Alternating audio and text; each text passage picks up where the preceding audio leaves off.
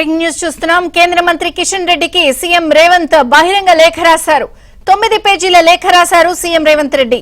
ప్రభుత్వ విజ్ఞప్తులను తేదీలతో సహా లేఖలో ప్రస్తావించారు.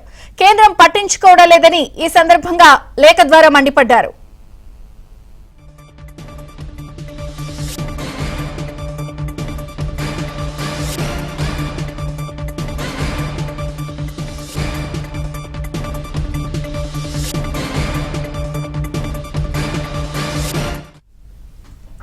కేంద్ర మంత్రి కిషన్ రెడ్డికి సీఎం రేవంత్ రెడ్డి బహిరంగంగా లేఖ రాశారు. 9 పేజీల లేఖను సీఎం రేవంత్ రెడ్డి రాశారు. ప్రభుత్వ విజ్ఞప్తులను తేదీలతో సహా లేఖలో ప్రస్తావించారు. కేంద్రం ఏమాత్రం పట్టించుకోవడం లేదని లేఖ ద్వారా మండిపడ్డారు.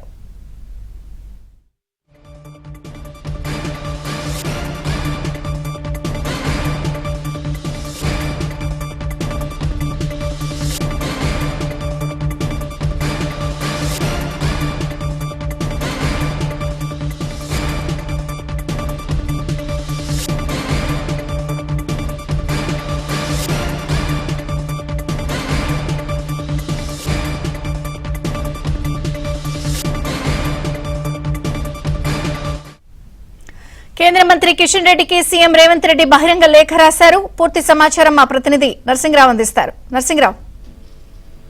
విజయ చంద్రిక, ఇటీవల కేంద్ర మంత్రి కిషన్ రెడ్డి ముఖ్యమంత్రి రేవంత్ రెడ్డిపై చేసిన వ్యాఖ్యలను ఖండిస్తూ ఈ రోజు దీర్ఘంగా ఒక లేఖను ముఖ్యమంత్రి రేవంత్ రెడ్డి కేంద్ర మంత్రి కిషన్ రెడ్డికి రాశారు. అందులో ప్రధానంగా తెలంగాణ రాష్ట్రానికి సంబంధించినటువంటి అభివృద్ధి పనుల కోసం ఏ కేంద్ర మంత్రుల్ని ఎన్నిసార్లు కలిశారు, స్వయంగా కిషన్ రెడ్డిని ఎన్నిసార్లు కలిసి ఏ అభివృద్ధి పనులకు సంబంధించినటువంటి అంశాలపైన లేఖల్ని సమర్పించారు అనేటువంటి సవివరంగా ఈ లేఖలో ఆయన పేర్కొన్నారు. బాధ్యతారహితంగా ముఖ్యమంత్రి మాట్లాడుతున్నారని చెప్పి మీరు అన్నటువంటి వ్యాఖ్యలు బాధ్యతారహితం అని చెప్పి ఈ లేఖలో ముఖ్యమంత్రి రేవంత్ రెడ్డి పేర్కొన్నారు. తాను బాధ్యతాయుతంగా వ్యవహరిస్తా ఉన్నారు. ముఖ్యమంత్రిగా బాధ్యతలు చేపట్టిన తర్వాత ఫెడరల్ స్ఫూర్తిని గౌరవిస్తూ తాను ముందుకు వెళ్తా ఉన్నాను.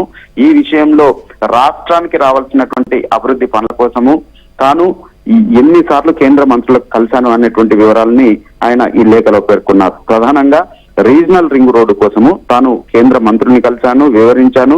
స్వయంగా ఇటీవల ప్రధానమంత్రిని కలిసి అందుకు సంబంధించినటువంటి లేఖను కూడా సమర్పించాను. అయినప్పటికీ ఈ రీజనల్ రింగ్ రోడ్ల విషయంలో ఇప్పటి వరకు కూడా కేంద్ర ప్రభుత్వం సహకరించలేదనేటువంటి మాటను చెప్పారు.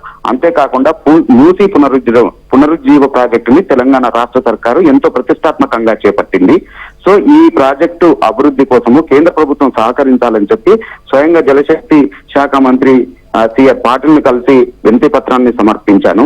అంతేకాకుండా స్వయంగా మీతో కలిసినప్పుడు కూడా ఈ లేఖను అందజేశాను. అందుకు సంబంధించినటువంటి వివరాలన్నింటినీ కూడా ఇది తెలంగాణకు ఎంత కీలకమైనదో వివరించాను. ఆ లేఖను కూడా అందజేశాను. అదేవిధంగా ఇటీవల ప్రధానమంత్రిని కలిసినప్పుడు కూడా దానికి సంబంధించినటువంటి లేఖను అందజేశానని చెప్పారు. అంతేకాకుండా హైదరాబాద్ లో తలపెట్టినటువంటి డ్రైపోర్ట్ నుంచి బందర్ సీపోర్ట్ వరకు కూడా గ్రీన్ ఫీల్డ్ ఛానల్ ని ఏర్పాటు చేయడం కోసం అవసరమైనటువంటి ప్రాజెక్టుకు సంబంధించి సహకరించాలని చెప్పి కూడా కేంద్రాన్ని కలిసి వినతి పత్రం సమర్పించాను. స్వయంగా మిమ్మల్ని కలిసి కూడా వివరాలను వివరించాను. ఆ లేఖను కూడా మీకు సమర్పించాను. ప్రధానమంత్రి